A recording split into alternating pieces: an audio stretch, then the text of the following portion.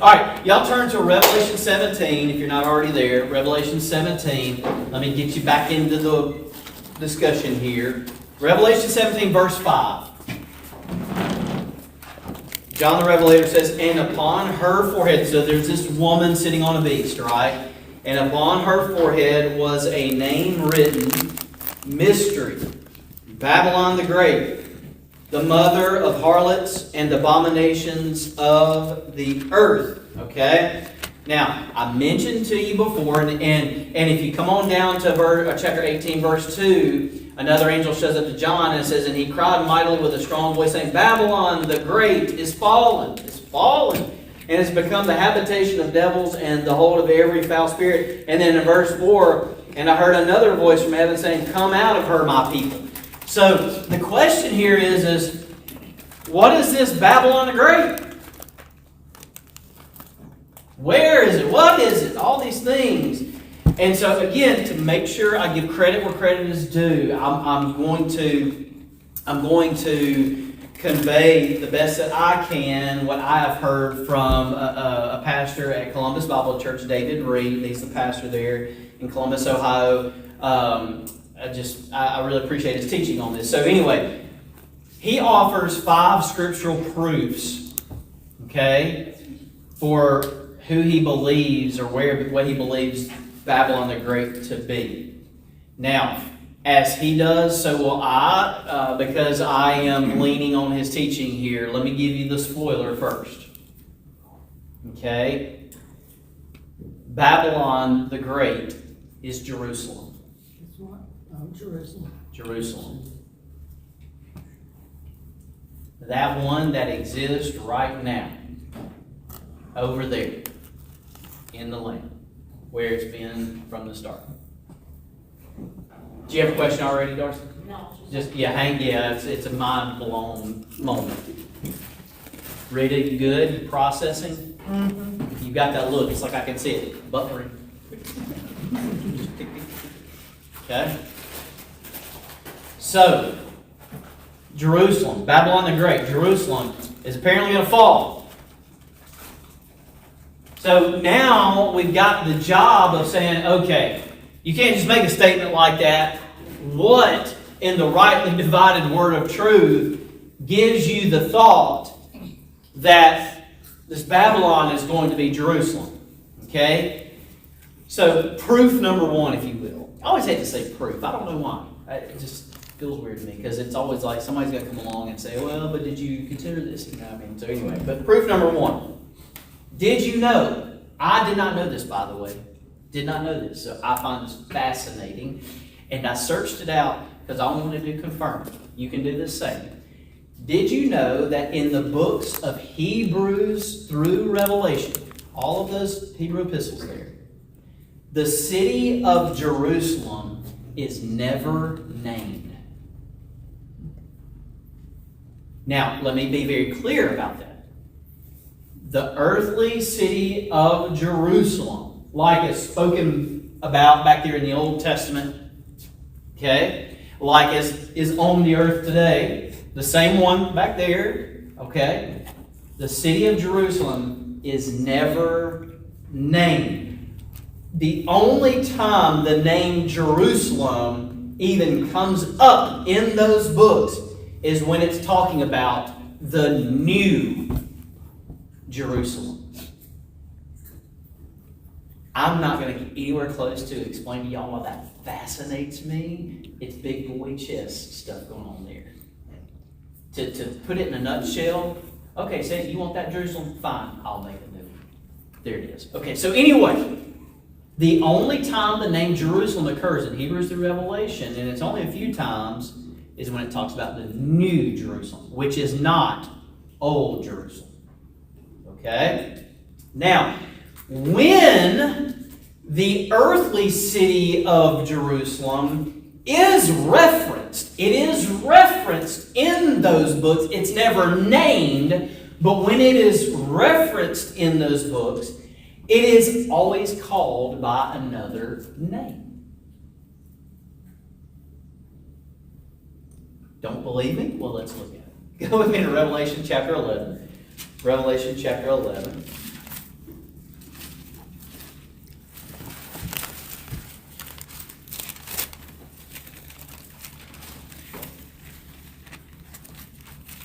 Revelation chapter 11.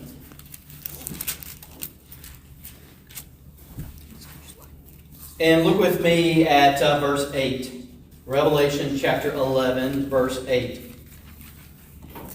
And their dead bodies shall lie in the street of the great city, which spiritually is called Sodom and Egypt, where also our Lord was crucified.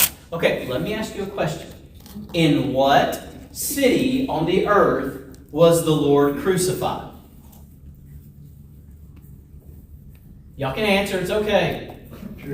Jerusalem, okay. He was born in Bethlehem. I don't know about y'all's mind. My mind goes through all these cities like, oh my goodness, which one was, and you should know that, right? Hey, he was crucified in Jerusalem, okay? So, what is the inference here? The great city where the Lord was crucified is called what? Well, according to this, it can go by the name Sodom and Egypt, spiritually speaking, because of the depravity of the city. Obviously, the city has to be pretty depraved to get to the point it would murder its own Messiah coming to rescue it, right? This would be like you stranded in the ocean calling out for help. A helicopter comes along and somehow you're able to make the thing crash because you don't want anything to do with it. I don't know. I can't even come up with a good example. It's just stupid. It's illogical. It doesn't make sense. And so Jerusalem. Did you also notice, look at verse 8 again. And their dead bodies shall lie in the street of the what? Great city. Did you already catch that, Rita? You did, didn't you? I caught that first thing. The great city. Go back to chapter 17. Chapter 17. Verse 5. Mystery. Babylon the Great. Okay. It is known as the Great City. Mystery Babylon the Great. Okay. So, proof number one that mystery Babylon the Great is Jerusalem has to do with this idea that in this portion of Scripture, Jerusalem, the earthly city that is corrupted, is never named. It's only referenced by other names. So that you, the reader, understand the character of the place is really important. That's what God's trying to convey through His Word, right? And so that's an important point. Now, that on its own is not going to stand very long, is it? I mean, that feels strong, but it ain't strong enough, okay? So, go with me to Revelation 17. Let's look at verse 9. And John the Revelator says, And here is the mind which hath wisdom. The 7 heads are 7 mountains on which the woman sitteth. Now, Jonathan, I'm going to quiz you. Because you were influenced by your wife. And I didn't realize it until after you had spoken to me. Then she came up to me and I realized she had influenced you. And so I'm going to ask you a question. Which major city on the earth sits on 7 hills or mountains? Rome. Yes, it does. That is true. And historically, the Protestant argument for what Babylon the Great is the center of Roman Catholicism, this great harlot who has so influenced the world with her doctrines, right? And so there are many that would say the great city is Rome because there it is. Rome sits on 7 hills or 7 mountains. Do you know there's another city that sits on 7 hills? Can y'all imagine what city that might be? I'm going to name them. That's coming. Mount Slopus. Concord Heights? No way! Right. I hope I'm pronouncing these right. Mount Slopus, the Mount of Olives, what they call the Mount of Corruption. You can imagine what that must have been. Mount Ophel, the original Mount Zion, which today people call the Temple Mount. new Mount Zion, and then a hill they call the Rock, or the Hill, which is the location of a Roman fortress that was built.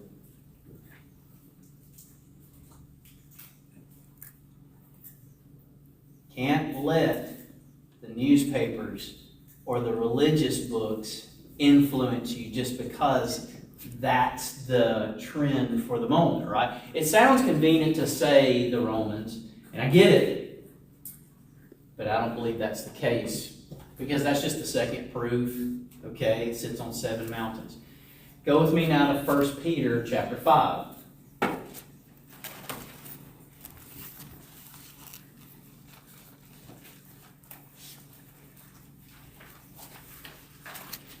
Now you're going to get all the way down to the end of the book of 1 Peter.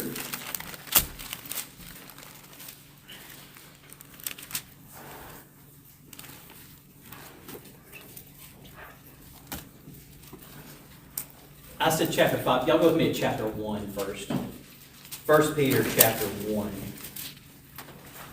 All right, read with me verse 1. 1 Peter chapter 1, verse 1. 1 Peter chapter 1, verse 1. Peter, so who's writing this? Peter. Peter is the apostle to whom? Jesus. He's the apostle to... No. Man, listen, there's some more coffee back there. I'm teasing y'all. Peter is the apostle to the Jews. Just so y'all know, Paul is the apostle to the Gentiles. I'm being mean. All right. Peter, by the way, is the one that Jesus looked at and said, upon this rock I will build my church. And this is why so many in the Roman Catholic movement make so much ado of Peter and Peter's Basilica in the Vatican, right? They believe very concretely in this idea of apostolic succession, blah, blah, blah, blah, blah. Anyway, this is the actual Peter. He says, Peter, an apostle of Jesus Christ, to the strangers scattered throughout Pontus, Galatia, Cappadocia, Asia, and Bithynia. Elect for... Who are those strangers? What is he talking about there? He's talking about Jews who are scattered. Why are they scattered? Well, if you go back to the end of Acts chapter 7, the beginning of Acts chapter 8, which we will look at here in just a moment, after the stoning of Stephen, remember, there was Paul there. His name was Saul of Tarsus at the moment. He was wrecking the kingdom church and scattering people, and they were scattering like ants. I mean, they were going all over the place, okay? So Peter is reaching out. He's reaching outward to Jews who are scattered. Y'all with me? Do you agree? Are you sure? Are you sure you want to, Rita? Yeah. Go for it. That never happens.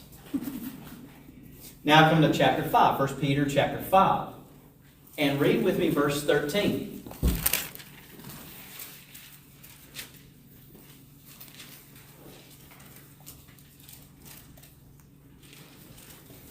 First Peter chapter 5, verse 13. that throws sand in the machinery, doesn't it, Rita? The church that is at Babylon, elected together with you, saluteth you, and so doth Marcus my son. Now let's just be clear here for just a moment. Peter's with these people, writing to scattered Jews. He's writing in first person and he's saying, hey, the people here, they're just saying, hey. But he is with the church at Babylon. Okay, now pause. Let's see how disciplined you are. Is it a church in the actual old city of Babylon? No. Why not? Because it's been destroyed. Perpetual desolations. If you do not trust the word, you're going to have problems. It says what it says. Peter, by the way, that Babylon, the old city that was destroyed by the Medes and the Persians, was 540 miles away from another city, Jerusalem. Okay?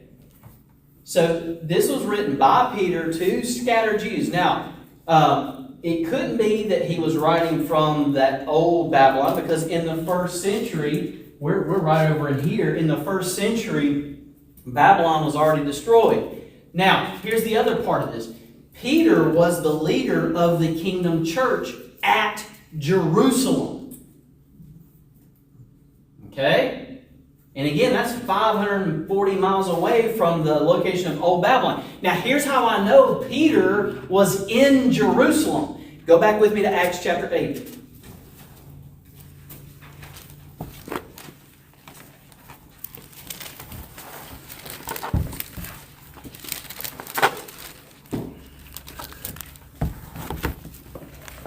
Acts chapter 8.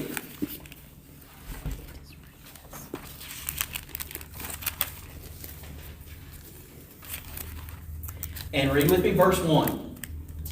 And Saul, that's who later became Paul, and Saul was consenting unto his, that's Stephen's, death. And at that time there was a great persecution against the church which was at Jerusalem, and they were all scattered abroad throughout the regions of Judea and Samaria. What? Wow. Who was an apostle? Peter was, wasn't he? So did Peter leave Jerusalem? Best thing we could have. Except, go to Acts chapter 15. Do you know what happens in Acts chapter 15? By the way, this is probably 5 years later, maybe more. And we get this thing called the Jerusalem Council in Jerusalem. And I wonder who's going to be there. Still. Because he was commanded to, by the way, by the Lord. The Lord told him, start in Jerusalem. He could never even get out of the city. But Acts chapter 15, look at verse 7. And when there had been much disputing, so they're in this council meeting there in Jerusalem, Peter rose up and said unto them, Men and brethren, ye know how that a good while ago God made choice among us that the Gentiles by my mouth should hear the word of the gospel and believe. Okay? So who is there in Jerusalem? Peter. Okay? So, in the same way, and this was our first proof, if you will, in the same way that Jerusalem was called Sodom and Egypt, well, guess what? It also had another name. What does Peter call it? Bingo. Babylon.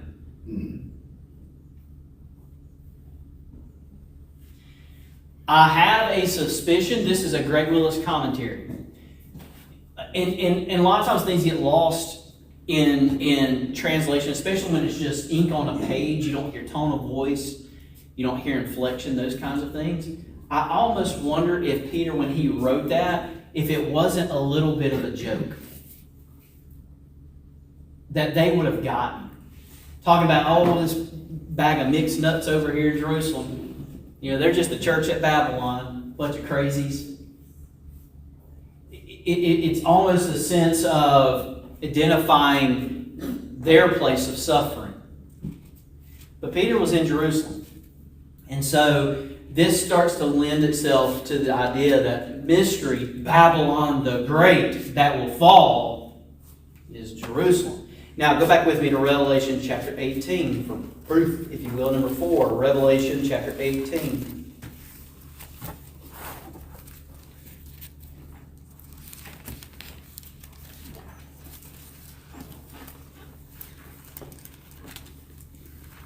Revelation chapter 18, and look with me at verse 2.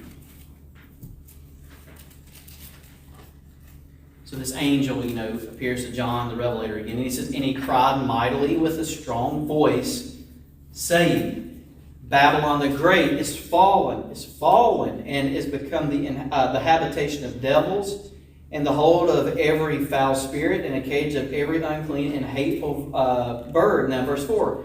And I heard another voice from heaven saying, Come out of her, my people, that you be not partakers of her sins, and that you receive not of her plagues. Now, here's the thing. For God's people, who are God's people? Jews. It's Israel, right? Okay. Particularly, I believe he's speaking to a remnant of believing Jews. Okay, of faithful Jews. For God's people, though, to come out of Babylon, it requires that they be in Babylon.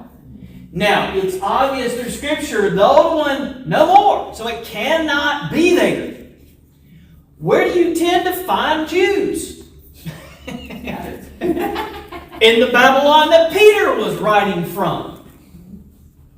Okay? The one that also at times was called Sodom in Egypt. When it says to flee to the hills, Hold on. to the mountains, Yep. you want me to hold on to that? Well, go ahead. Okay, when it says to flee to the mountains, where are the mountains located? Yeah, around Jerusalem. Yeah. 7 hills. Yes. There are the 7 hills, but I even think it's out past that. And there's some strategy involved there, and this is where they're playing big boy chess between the devil and God. That's not going to make any sense to you right now. But Armageddon is going to be a real doozy. Because Satan is going to do his best to encompass the city. Why? Because some are trying to get out. The devil's going to play right into the hands of God. As they are trying to encompass and enclose the Jews in, God says, great, now I've got you all in one place. I can protect my people. Now you're about to get wiped out. Big boy chess right there. I'm telling you, God gives him a little leash and says, go ahead. I got this. I'm telling you, I get chills thinking about that. I'm telling you, this dude, he's on his game, y'all. I'm telling you, you got to be on the right side. Everybody talks about being on the right side of history. You better get on the right side of this one, let me tell you.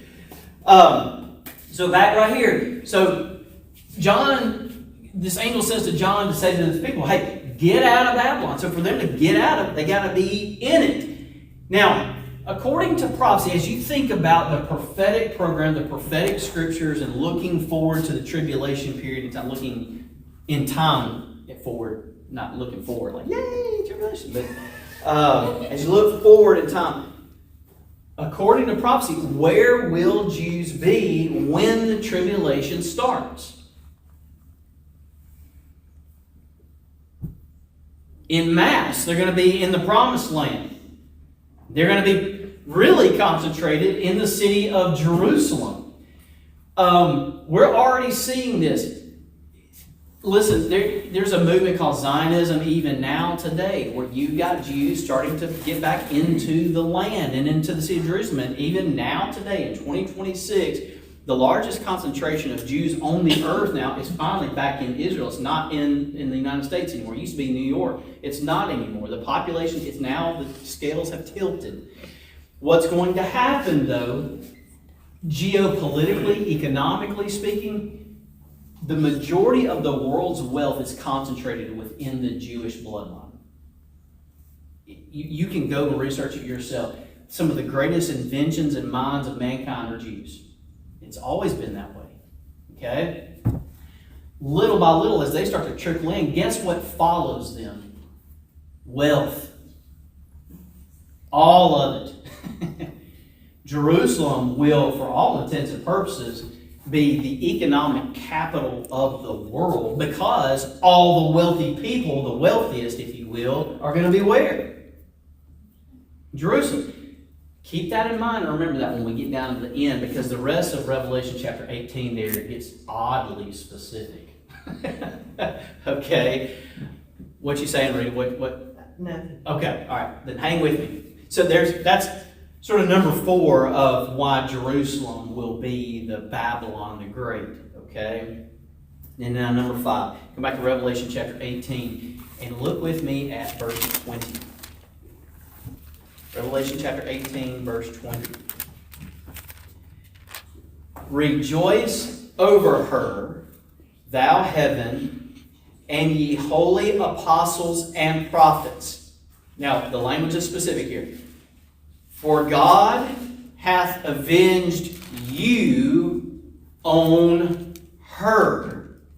Okay, when it says God hath avenged you, he's saying God has avenged you, apostles and prophets, for the harm that has been done to you. And his vengeful action will be on her. Okay, y'all with me? So now we got to say, well, who has harmed the apostles and prophets? Is there any scripture, David Reed makes a big point about this, is there any scripture that we can cross-reference that would really pin this to, let's say, Jerusalem? As the her that is being spoken about here? And if we could, then, like, evil, we've got them. You like my drama? Maybe? Here's what I do know. At this point in time, back here where the apostles were, well, even all the way through here, Babylon, the city, no more. Gone. For what it's worth, the Medes and Persians, they're gone. At that point, the Greeks were losing steam. The Romans were picking up. So, it's not that Babylon that is really being hurtful and harmful to the apostles and prophets, right? Who has the track record of really hurting the apostles and the prophets? Jerusalem. That's where it's happening. In fact, they crucified the Messiah. And, oh, by the way, as you go forward in history, who else did they crucify? Not just on crosses, in all sorts of ways. Beheadings, all the apostles.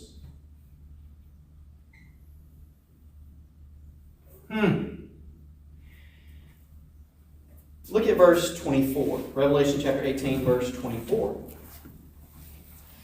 And in her was found the blood of prophets and of saints and of all that were slain upon the earth. Whoever this city is, I'm proposing to you that it would be Jerusalem, has the blood of the apostles and prophets on its hands. Maybe that would trigger in your mind some verse somewhere, maybe vaguely, that kind of sounds similar. Yeah, I know, y'all already thought it. Go to Luke chapter 13. We'll just for good measure. Luke chapter 13.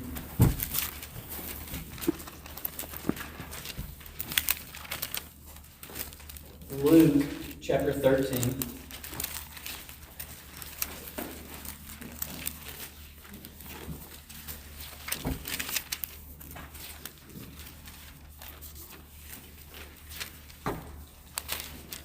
Luke chapter 13. And drop all the way down to verse 33. Luke chapter 13, verse 33. Jesus is speaking. So this is right here. This is right here in time. And he says, nevertheless, I must walk today and tomorrow and the day following. For it cannot be that a prophet perish out of Jerusalem. Here's what Jesus is saying. The prophets have to perish in what city? Jerusalem. Interesting. What does Revelation tell us? The blood of the prophets is in her. So who's the her? In case you need further proof, just read the next verse, verse 34. What does it say? What you got now, Rita? Could it? Hey, Jonathan, Beth, you, because you're the evil influence. Can it be Rome? It cannot be Rome. What you think, Jonathan? It's her fault, then. She misled you. She misled you, Jonathan. I'm being fun me. Just so I read it for our YouTube audience. Verse 34. O Jerusalem, Jerusalem, which killest the prophets and stonest them that are sent unto thee. Who was sent unto them? the apostles. And in case you need the evidence of it, the Baptists love to quote Matthew chapter 28, the Great Commission, where Jesus is there on the mount and he's commissioning the 12 to go to whom? The Jews, but start where? In Jerusalem. And guess what? According to Acts chapter 8, they never left. Guilty. Jerusalem, you're guilty. The verdict is in. It's over. O Jerusalem, Jerusalem, which killest the prophets and stonest them that are sent unto thee, how often would I have gathered thy children together as a hen doth gather her brood under her wings, and ye would not. Why do you think Now- why do you think they didn't venture out of Jerusalem? Because they didn't complete their mission there. They The just- mission was they had to have everybody converted. I think they was overwhelmed by what was in Jerusalem. There was probably political and, some fear involved as well. Their flesh. There's probably a lot of reasons, to be honest with you. They had it pretty good in Jerusalem, let's be honest. Go with me back to Revelation chapter 17 now. Revelation chapter 17. Well, in Luke 35, when you look at it, says, behold, your house is left unto you desolate. Oh, ain't that good? Perpetually desolate. But now, see, that's just it. Perpetually desolate. Which one? Which Jerusalem? The earthly one. So God says, I gave it up. I got a new one. Like, man, it's so good. It's so good. All right, Revelation chapter 17. Go back to verse 5 there. And upon her forehead was a name written, Mystery. Babylon the Great, the mother of harlots and abominations of the earth. Now look at verse 6. And I saw the woman drunken with the blood of the saints and with the blood of the martyrs of Jesus. And when I saw her, I wondered with great admiration. Now you know, right? Now you know. We're talking about Jerusalem there. Now, I want to close this out. And I want to back up to the 30,000-foot view here for just a minute. Go read with me in Revelation 18. Now, remember we talked about this a minute ago. Let me say this let me back up just a bit. One of the things that is happening currently and will continue to ramp up leading up to the tribulation period.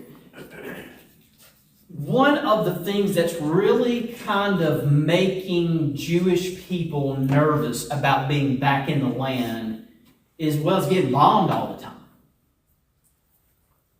The economy's constantly struggling because they're in such a state where they're just trying to hold back everybody around them, trying to collapse and hating their guts. The whole world, right? What could so inspire them, the masses of them, to suddenly come back? A peace agreement. A peace agreement that guarantees them safety. Well, guess what Daniel chapter 9 tells us? The Antichrist is going to do what nobody else has done. He is going to have enough power, influence, and charisma to convince the world leaders that are present at that moment to sign an agreement guaranteeing peace and safety to these Jews. But guess what? In his heart and his mind, it is all for selfish gain and for his own power and prestige. Once again, the Lord's going to give the devil some leash. Okay? And so the Antichrist is going to sign that 7-year agreement. And the moment that happens, you've got all those Jews back in the land. Just as God promised, hey, I'll bring you back into the land. Okay? Now, that's the beginning moment of the 7-year clock. Daniel's 70th week, also known as the tribulation. Okay? And so that's what's happening. Remember, too, though, as that ramps up, it's not like that's going to happen just in one day. if you've been keeping up with the news, this whole situation with Iran's been going on for months now, and so these things take time, especially when you're talking about geopolitical powers and economies getting lined up. This guy, by the way, probably one of the bargaining chips that he is going to have is like, listen, if y'all will sign this agreement and guarantee peace for the Jews, I will make sure we have a one world economy where we all prosper and it's lucrative for all of us. Okay? Now, what's going to happen though is all these Jews start to come back into the land, so is the wealth. Because who's really got it? Jews. And they have it all along. Okay? With that in mind, go with me in Revelation chapter 18 and look with me beginning in verse 9. And the kings of the earth who have committed fornication and lived deliciously with her, Jerusalem, shall bewail her and lament for her when they shall see the smoke of her burning. Why are these kings of the earth going to be crying and moaning, oh, Jerusalem is fallen? Wealth is coming. Not just the wealth, but you know what else? Their power. They have been primary. Okay, they're out. And so they're wailing and mourning, verse 10, standing afar off for the fear of her torment, saying, alas, alas, that great city Babylon, that mighty city, for in 1 hour is thy judgment come. And the merchants of the earth shall weep and mourn over her, for no man buyeth their merchandise any more. The merchandise of gold and silver and precious stones and of pearls and fine linen and purple and silk and scarlet and all thin wood and all manner of vessels of ivory and all manner of vessels of most precious wood and of brass and iron and marble and cinnamon and odors and ointments and frankincense and wine and oil and fine flour and wheat and beasts and sheep and horses and chariots and slaves and souls of men. Notice slavery will be present.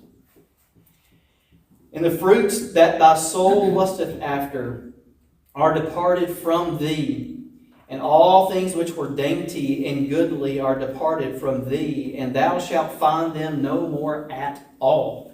The merchants of these things which were made rich by her shall stand afar off for the fear of her torment, weeping and wailing, and saying, alas, alas, that great city that was clothed in fine linen and purple and scarlet and decked with gold and precious stones and pearls.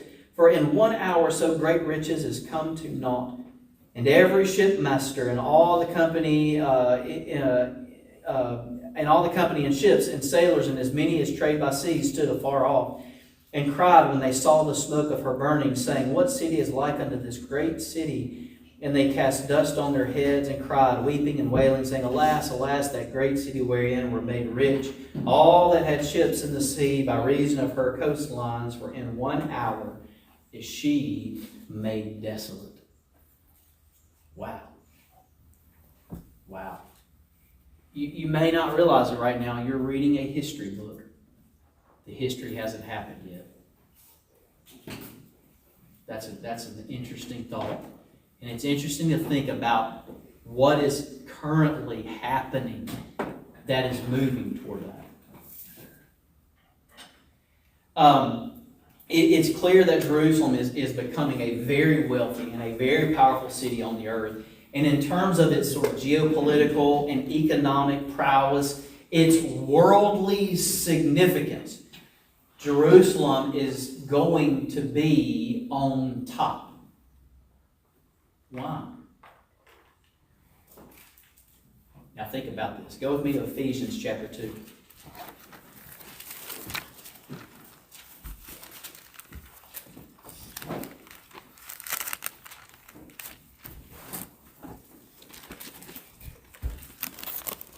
Why is Jerusalem such a big deal?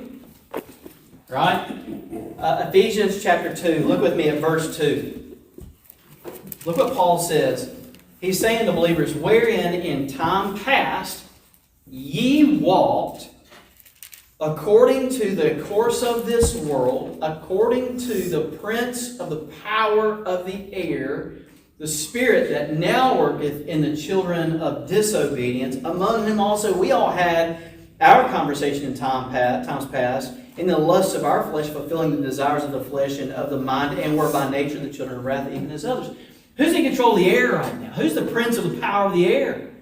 Who's in control, if you will, of the worldly systems? And who's going to grow in its worldly prestige?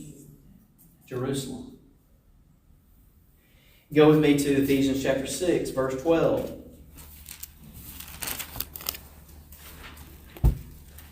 Ephesians chapter 6, verse 12. And Paul writes, "For we wrestle not against flesh and blood." But what is our fight? What's our fight with? It is against principalities, against powers, against the rulers of the darkness of this world, against spiritual wickedness in high places. Again, why is Jerusalem so important?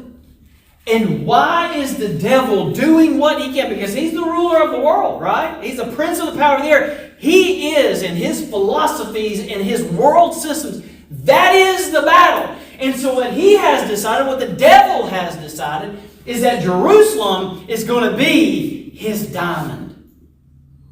Why?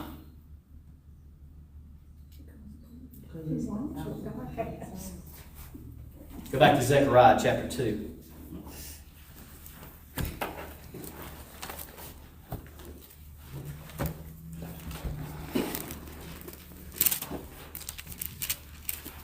Zechariah chapter 2, and look at verse 12. "And the Lord shall inherit Judah, his portion in the Holy Land, and shall choose Jerusalem again." That's why.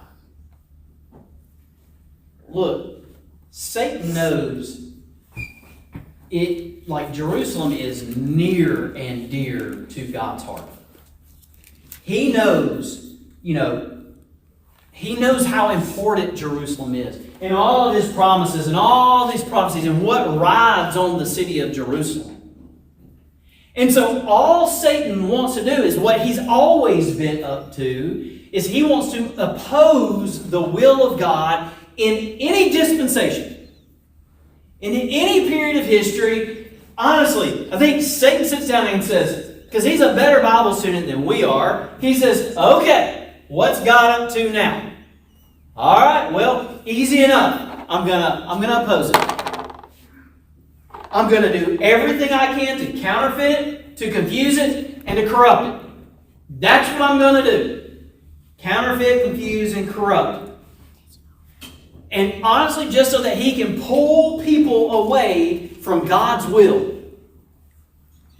That's what he's doing. So newsflash, you ready? Satan is currently corrupting Jerusalem.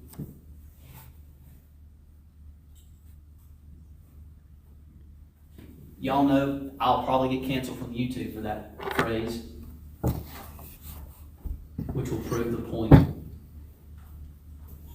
Don't let people know the truth.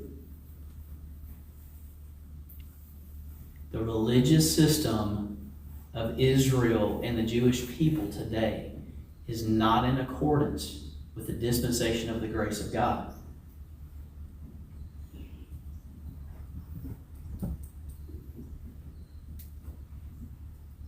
And so what is Satan doing? He's propping that up and saying, this is what we should be doing. And people are rallying around it. And so through that, what the devil is doing is he's corrupting Jerusalem, and y'all ready? He's converting it into Babylon. To put it in very biblical terms, he's converting it. Think about that. If somebody came to you and took your child and converted them to something you know is wrong, what does that do to you? I tell you what it'd do to this daddy. I would shake mine hand and I would store up wrath, and I would wait for my moment. You know what God the Father is doing? He's waiting for the moment. He's prepared. So, you know what God's solution is? This is what I find fascinating. He's saying, in no uncertain terms, I'm letting you have it, Satan. Jerusalem is yours. Babylon is yours. I'm going to annihilate it. And then, you know what I'm going to do? I'm going to sit a new one right on top of it. Forever. I'm telling you, they're playing a big boy game. They are playing a big boy game. And I mean, it is two juggernauts. But one is going to win. And it is God Almighty. He is going to win. The scriptures will always remain accurate, y'all. They will always remain accurate. Satan will always lose. And God will always win. That's all I got. Questions? I do have one. Okay. Do you know what the word Babylon means? Does it have a specific meaning other than just? Probably. I don't know. I'd have to look it up. What's your suspicion? Do you know? I don't. I really don't. No, I don't know. Is the root word of it is Babel, from like the Tower of Babel?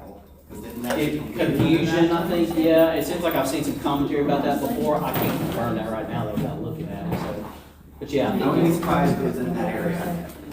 yeah, and I want to say, I don't want to speak out of it. I remember commentary, something about Babel. I just can't remember all the connections there. So, but I don't know. Well, didn't Babylon complete the Tower of Babel? I don't know.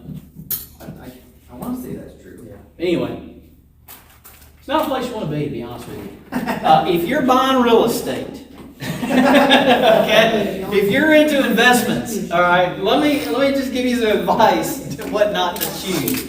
Now, I will say this, and see, we can go ahead and close up on that.